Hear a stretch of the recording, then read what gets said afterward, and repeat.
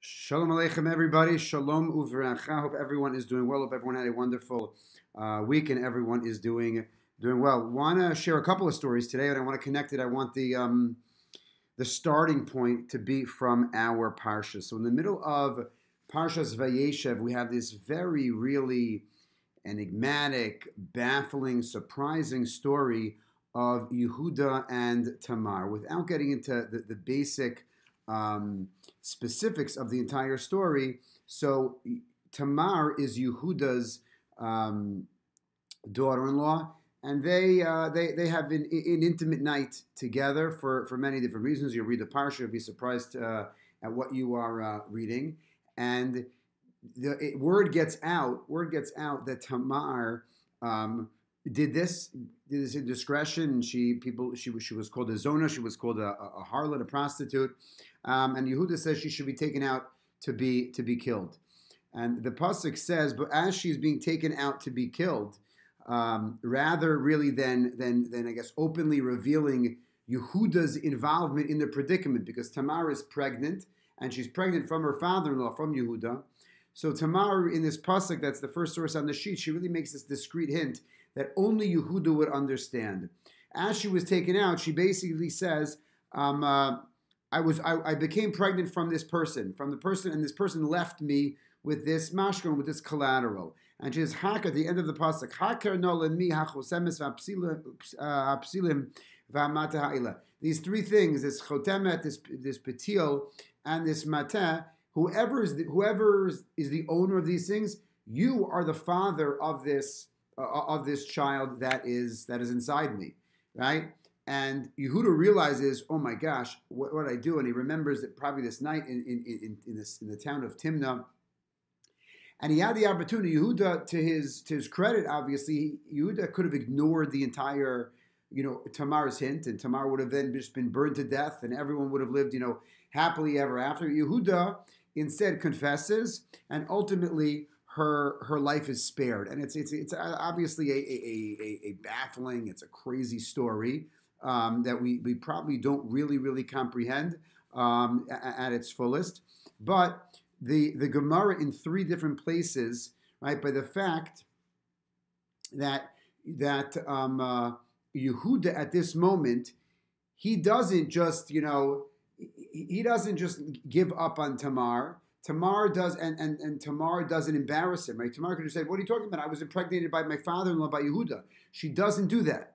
She's willing to be taken to the gallows. She's willing to be killed. And the Gemara in three different places, the Gemara in Brachos, the Gemara in Bava Metzia, and the Gemara in Sota, all have the same language. And that's the second source on our sheet.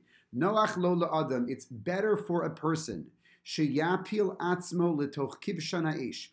It's better for a person to throw themselves into a fiery furnace. V'al yalbin penei chaveiro berabim. Right? It's better to throw yourself into a fiery furnace instead of publicly humiliating another person. To yalbin. Yalbin means to embarrass. Really, the word is from lavan, to white. Right? You would think, oh no, when I get embarrassed, I'm red. No, really, what happens? The Mefarshim actually speak about this. Ask the question: shouldn't you be? Don't you turn red? You don't turn white. No. First, when we get very embarrassed, you turn red, right? And then all of a sudden, the blood comes out of your face, and then you're very, very pale. So Gemara, but the most part is that embarrassing a person is such a horrible sin that it's better to give up your own life. Whenever the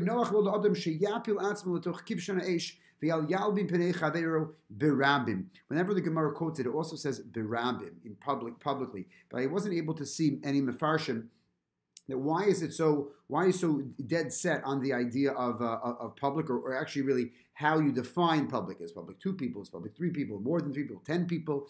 What is public? But the Gemara says clearly that it's better to give up our lives than to chas v'shalom embarrass a person publicly.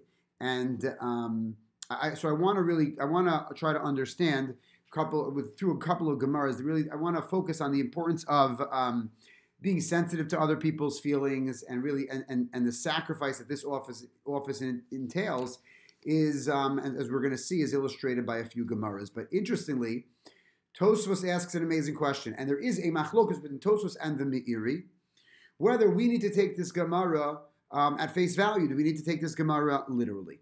So the Gemara, Rashi says, I don't know why I wrote Rashi, it's really Tosfos. This is Tosfos in the third source. K'da'amar v'perek hazahav. The Gemara in Perek hazahav, in Bav Metzia Daf Nun Chesamid Beis, Kol hayordim legehenim olim chutz mishlosha. First of all, Tosfos quotes a Gemara that tells us the severity, obviously, of embarrassing someone. It says that Kol yordim legehenim olim. Everyone that went to Gehenna, that spent after 120 years, everyone that spends at least a little bit of time in Gehenna to cleanse away some of our sins, everyone olin, everyone gets out of Gehenna. Chutz mishlosha. There is an exception. The exception is 3. There are 3 people that I guess stay in Gehenna for longer, or at least 12 months, right? The Gemara, the idea is that we only say Kaddish for a person, for a loved one, for 11 months. Why not 12 months? I love my relatives so much, I want to say for 12 months. No. The Gemara says that Risha'im are in Gehenna for 12 months. So if a person would say, I'm going to say Kaddish for my father, my mother, my brother, my sister, or really my father and my mother for 12 months, that's like saying, no, they're a Russia, because only Rishayim are there for 12 months. And the Kaddish is there to really cleanse them before they get to Gan Eden. Again, so except for the 3, the Chad Minayim, one of the 3 that don't get out of Gehenna is Hamal bin Pnei Chavero Berabim. We see that word Berabim publicly again. We're at the end of the second line of the third source. It says Rashi, but really it's Tosfos.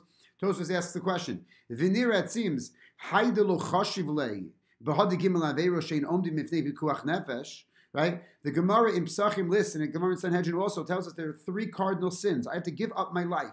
If someone says, eat this cheeseburger or I'll kill you, I do not give up my life. Turn the light on Shabbos, or I'll kill you, I do not turn the light on Shabbos.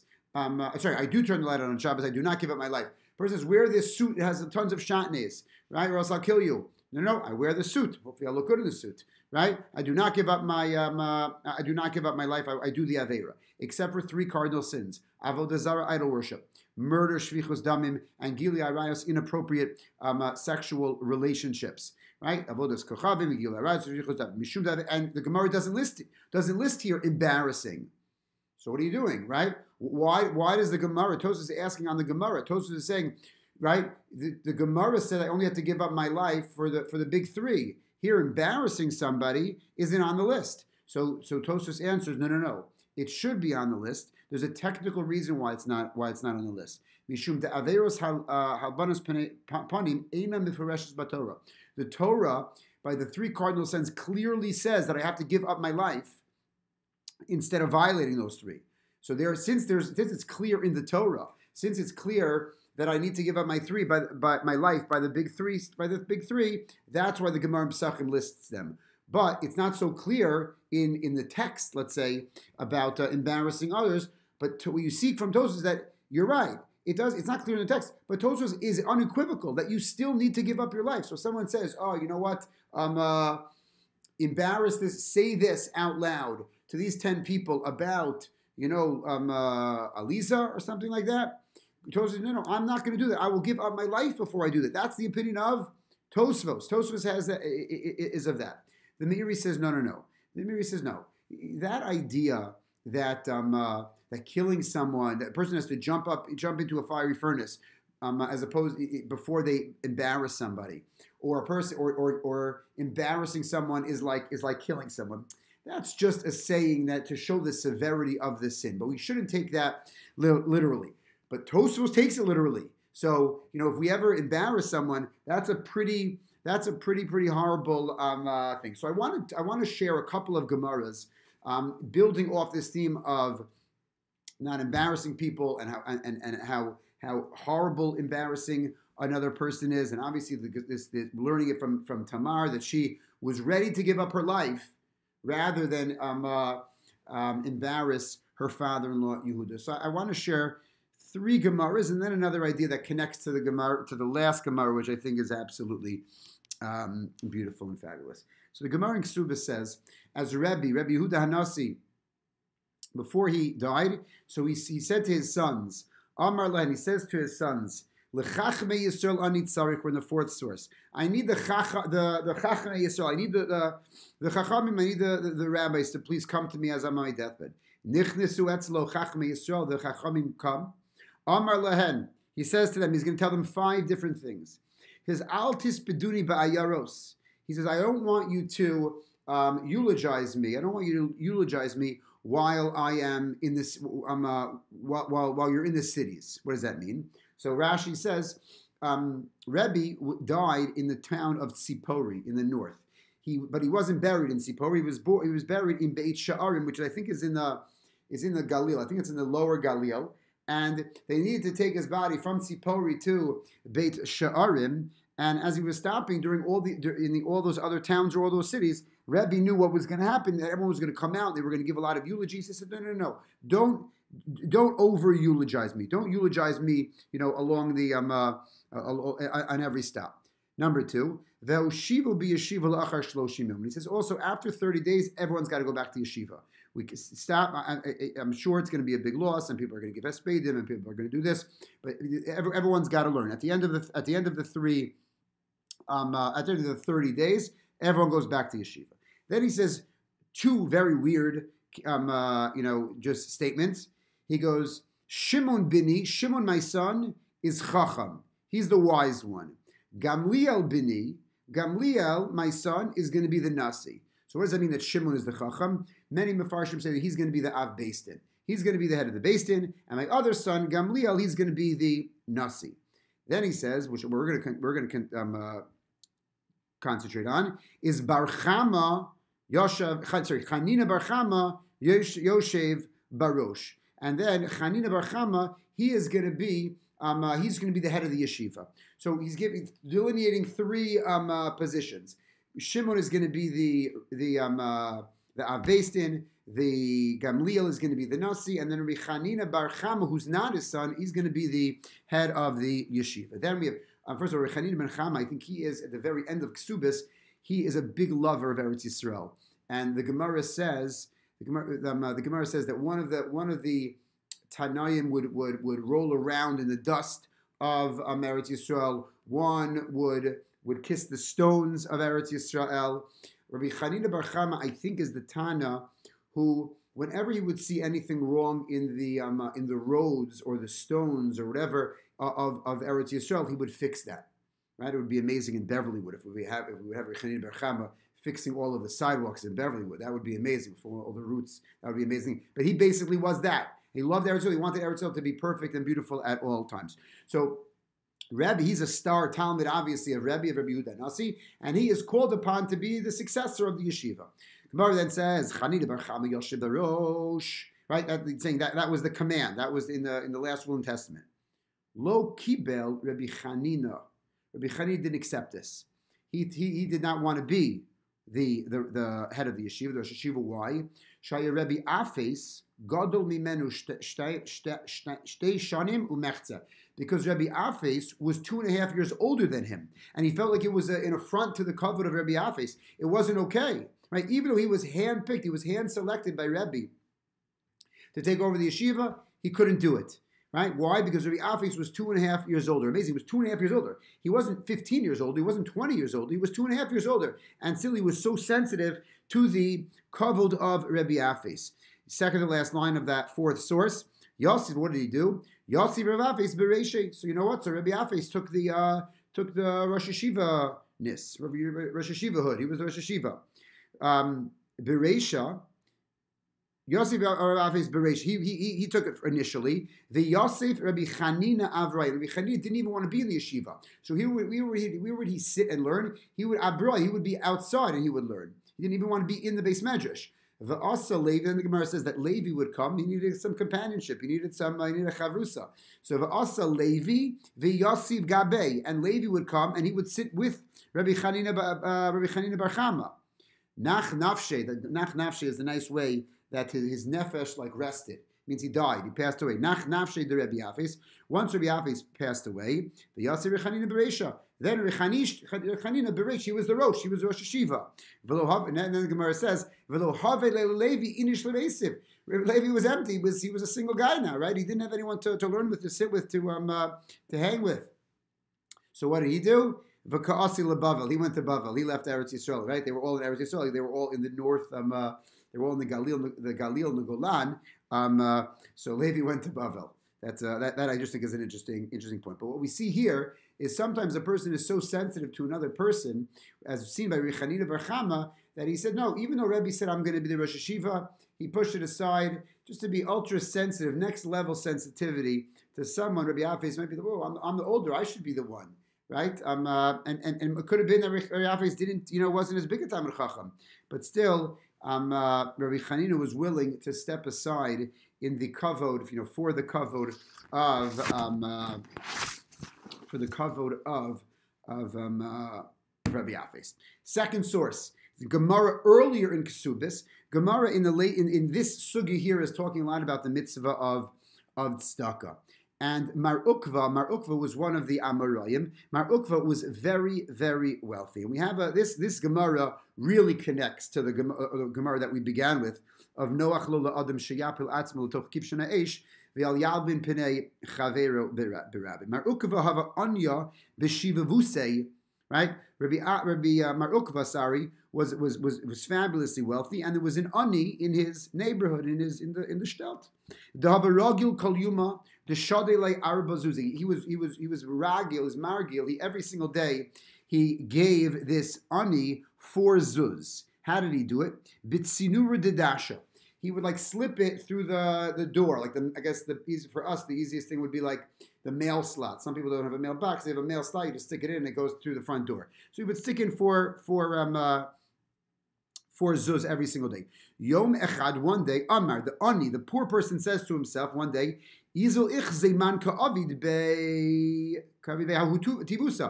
me see who's doing this tova for me. How every day I wake up, whatever, and I have 4 zuz on the floor. It's amazing, awesome, right? It falls from heaven. So who is this person that is doing this tova, this wonderful chesed for me? Hahu yoma, one day, naga le lamar. Sorry. One day, Mar Ukva was held. He was held up in the base medrash. He was held back. He wasn't able to get up super early. I guess he would do this very, very early. One day he wasn't able to go early to drop the 4 zuz in the home. So he was held back. So this day his wife, I guess, is up with him. So they say, we're going to do this together. They go, Asya de Bisu Bahade. They go, he Mar Ukva and his wife go together. Kevan the Chazuya de Komatzli le Lidasha. Once the ani saw the opening of the slot, right, or whatever the door was, however he slipped it in, once the ani saw that the door was opening, Nafik Basrayu, right? He went down the stairs. He rushed out and wanted to see who these people, who these angels were, who was dropping off the money. Rahut Mikameh, they saw or heard the ani coming. So Mar Ukva and his wife run away. And they ran away. They didn't want to get caught. They didn't want anyone to know. They didn't want this ani to know that they were these angels that were giving them tzedakah every single day, right? So what a high level of tzedakah. I guess they ran into, where they go? They went into Atuna Dahava Garufa. They went into a stove or an oven. They went to a stove that had been, the coals had already been removed. But still it was super hot. So they jumped onto this stove or into this oven so that the ani would not notice them or would not see them, would not catch them doing this wonderful chesed. But they're in the oven and it's burning. So what happens? His legs, his kari, they start burning, right? Amrale de bisu shakul karich. Right? Put your legs on my legs. I'm also there, but my legs aren't burning. So his wife says, put your legs on my legs. Osiv achrai, right? He does, and therefore he feels better, or it stops burning. But her legs aren't burning. Chalish daite. Mar Ukva is he's depressed. My wife is such a bigger tzaddikus than me. What's wrong with me? He's not upset that his wife is a big tzaddikus. Why do my mitzvos? Why is my chesed? Why does that not protect me? So chalash dati, the last full line of that source. So he gets depressed. Amrale, she says to him, why do I have what privileges, what merits, what zechuyos do I have that my legs are not burning, but yours are? What am I doing? Ana shchichna begave The base say, I'm home more often. You're learning, you're in the base medrash. I'm home, I'm the homemaker in the home. So when the aniyim come, I can talk to them, I can schmooze with them, I can make them feel good. So that's a tremendous, that's a zechus that I have, that you don't have, right? And also what I do, I give them food. When they come to me, I give them bread, I give them soup, I give them whatever it is I give them chicken, I give them meat, whatever it is I give them. But I give them ready-made food. You give them money, right? So now you give them money. Money's awesome. Money's wonderful. But now I have to go to the store. That ani now has to go to the store and purchase it. There's an extra step. So I have to have almost like 2 extra zechuyos over you. I give them ready-made food. That's number 2. And number 1 is I'm always there, and I could schmooze with them. I could make them feel better. That's source number 2 of just I guess the sacrifice a person does to do chesed, to not chas v'shalom embarrass someone. That's another beautiful source. Lastly, we know Rava. Holy cow! You hear Rava's name, Rava and Abaye. They're all over there. Every shas every amud in shas, every daf in shas has Rava and Abaye. What made Rava so great? So there is a story in the Gemara in Shabbos. The Gemara in Shabbos says that basically Rava was so entrenched in his learning. He was so focused on his learning once that there was a heretic saw him learning, and I guess he was sitting with his hands under his legs, and he was so intense in his learning that his hands began to bleed. Right, the last word, the komab on etzbaate dima. Dima is like dam, right? So is that why Rava is the gadol ador? Right? I think that we say that Rava and Abaye have hundreds of arguments in Shas. We paskin, we rule like Rava in all but 6 cases. Meaning, Abaye wins 6 of the, let's say, 300 arguments in Shas. 300 arguments, right? Rava is 294 and 6. That's his record. It sounds like Alabama football or something like that. He's 294 and 6 against Abaye. What made Abaye so great? I would think the blood of this Gemara, that he was so shakua in his learning, he was so entrenched in his learning, he had so much hasmada. That's not what it is. Because the Gemara in Yuma tells us something different. You turn to the back of the page, the Gemara in Yuma tells us. The Gemara here is an interesting Gemara. The Gemara is talking about had one specific way of giving kavod, a rebbe a talmid to a rebbe. I'm sure many of us have been to the kotel and have walked away, therefore, from the kotel. And when you walk away from the kotel, you see, if you don't know, you see others, and then you're reminded to do. You don't usually just turn around and walk away.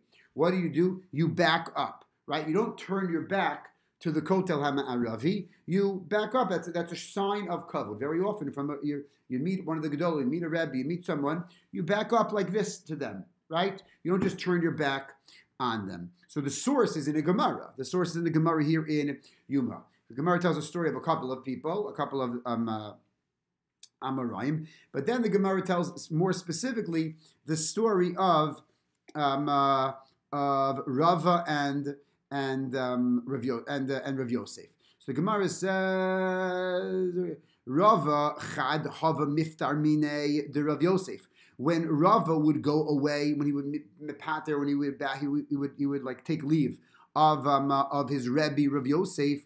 Hava azil la'achareha. He would go backwards, like we said. Until when? Ad benakfin karei umidvasan as kapusa.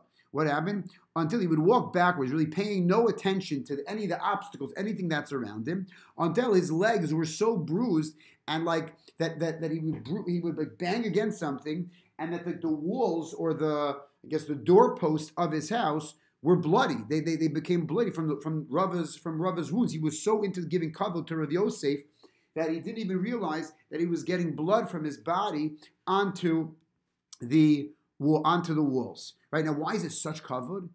Rav Yosef, the Gemara tells us, was blind. He was blind. He didn't even know. He could have turned around easily. Rava could have turned around easily, and Rav Yosef would never have known. But this is the great kavod that he gave his Rebbe. So Amrulay Rav Yosef. They, I guess the students, other people, told Rav Yosef, Hachi Avid Rava. This is what Rava does. This is your Talmud Rava. This is how we give such great kavod to you. Amar Le, Rav Yosef says, Yeherava ditrom reishech akula karcha. He says to him, now I hear this, and he gives so much kavod in the blood and this and that. Goes, may it be Yiratzon, may it be HaKadosh Baruch Hu's will, right? That he is lifted akula karcha on all of the krachim, on all of the cities. Meaning he's going to become the Gadol Hador. This bracha from Rav Yosef was given to him not because of his learning, but because of his intense kavod for his Rebbe. And just like that it was kavod because of who Rav Yosef was, not what Rava was going to get out of it, or not even what Rav Yosef was going to get out of it. Just because Rav Yosef didn't know, but who Rav Yosef was. And I want to say a very short Devar Torah. I actually I said this in honor of my parents a couple of times. The Rashbam. I know I said Rashbam. I wasn't thinking over here. The last source should be Rashbam, not Rashi. But in the back source, we know that in Parshas Toldos, when Rivka is dressing Yaakov up in Esav's clothing, so it says Vatikach Rivka bigdei Esav bina Hagadol. She takes the clothing, Esav's clothing, that she's going to put right at the end of the pasuk. Vatal Beishas Yaakov bina. She puts them on to Yaakov her son. But which clothing does she take? At bigdei Esav bina Hagadol hachamudot. What does the word chamudot mean? It says Rashi here, but it's really the Rashbam. What were these big day chamudot? Rashbam says, Rashi's grandson, says, Shahaya oved bahen aviv b'shas achila.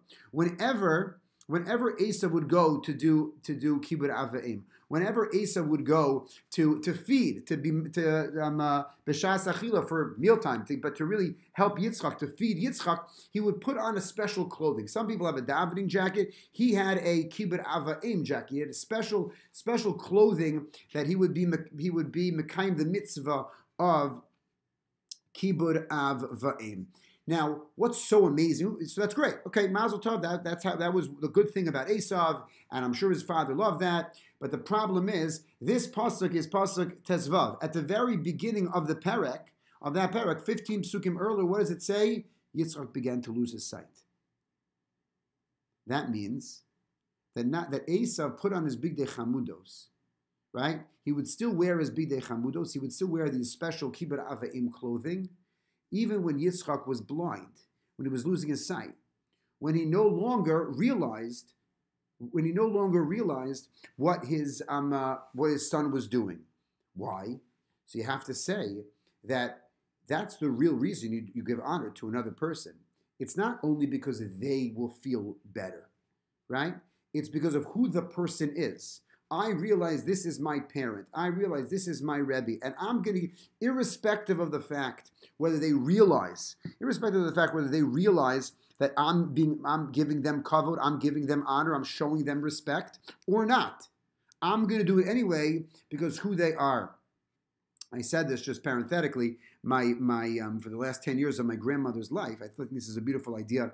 And if anyone has any parents or had parents that or spouses that have Alzheimer's or dementia, it's a very, very, very horrible disease. And my parents, so for the last maybe 10, 12 years of my grandmother's life, she passed away right before Corona, in the beginning of February, they treated her with the utmost respect. And she had sadly, it says bad when I say it sounds bad, she mamish had no clue they were there, or at the very end, even who they were. And they treated her, they went to visit her all the time, they called her all the time. She didn't remember a blessed thing.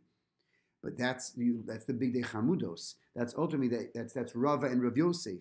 You give kavod to a person not because it's a mitzvah, not because they're going to feel better about it, but because of who they are. And when you do that the right way, right, that says a lot about you. It said a lot about Esav with respect to that mitzvah. It said, I think about my parents, about who they are. And Rav Yosef realized that. Rav Yosef realized that his Talmud was giving him such a high, lofty amounts of kavod, and he didn't even know it.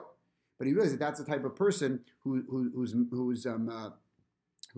honors real people, who has real respect. So we saw a couple of Gemaras dealing with not embarrassing people, an amazing machlokus between Tosfos and the Meiri, whether I really, really practically have to give up my life before I disrespect before I embarrassed anybody. We saw the story about Mar Ukva running into this fire to save himself, so that the Ani would not realize how that he was the secret Santa. I didn't really just say that, right? No, that he was the secret doer of good. And he was the secret Eliyahu. We saw the story of Rabbi Chanina Bar Chama, who stepped aside and he allowed Rabbi Afes to be the Rosh Yeshiva until his passing, because Rav Afes was 2.5 years older than him. And finally, we saw the story of Rava and Rav Yosef. And according to Rav Yosef, it wasn't the blood, the intense learning, it was the intense kavod, the intense amazing midos that Rava had that really made him, really the Gadol Hador. I think the Gemara says somewhere that when all the yeshivas,